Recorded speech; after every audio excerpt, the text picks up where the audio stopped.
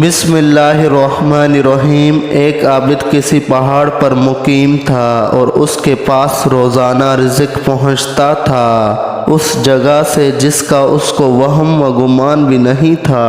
روٹی آتی تھی جس سے اپنی بھوک کو روک تھام لیتا تھا اور اس کے کھانے سے اس کی قوت بنی ہوئی تھی۔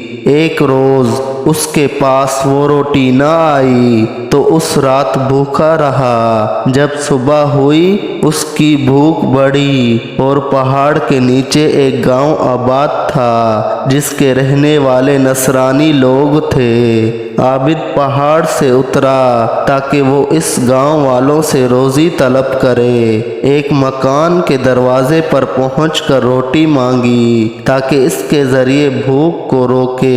مکان والے نے اس کو 3 روٹیاں دیں۔ اس نے وہ روٹیاں لے لی اور پہاڑ کی طرف چل دیا۔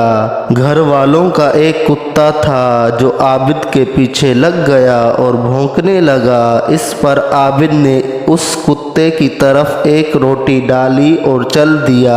کتے نے یہ روٹی کھا لی اور پھر عابد کے پیچھے لگ گیا اور بھونکنے لگا۔ قریب تھا کہ عابد کو کاٹ لے تو عابد نے اس کی طرف دوسری روٹی ڈالی۔ کتا روٹی میں لگ گیا اور عابد پہاڑ کے درمیان تک چلا۔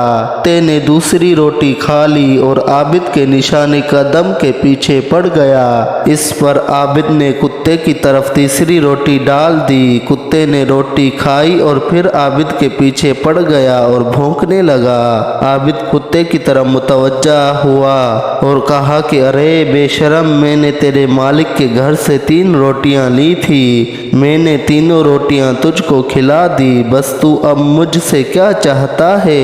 اللہ تبارک و تعالیٰ نے کتے کو گویائی عطا فرمائی۔ کتے نے مخاطب ہو کر کہا کہ بے شرم تو ہے، سمجھ لے کہ میں اس نصرانی کے یہاں چند سالوں سے رہتا ہوں اور اکثر 2-3 دن بلا کسی چیز کھائے بھوکا رہتا ہوں، لیکن کسی دوسرے دروازے پر نہیں جاتا، اور تیری روزی صرف 1 دن رکی تو تو نے صبر نہیں کیا اور خدا کے دروازے کی بجائے نصرانی کے دروازے کی طرف متوجہ ہوا اور اس سے روزی مانگتا ہے۔ بس تو مجھے بتا کہ بے حیا میں ہوں یا تو؟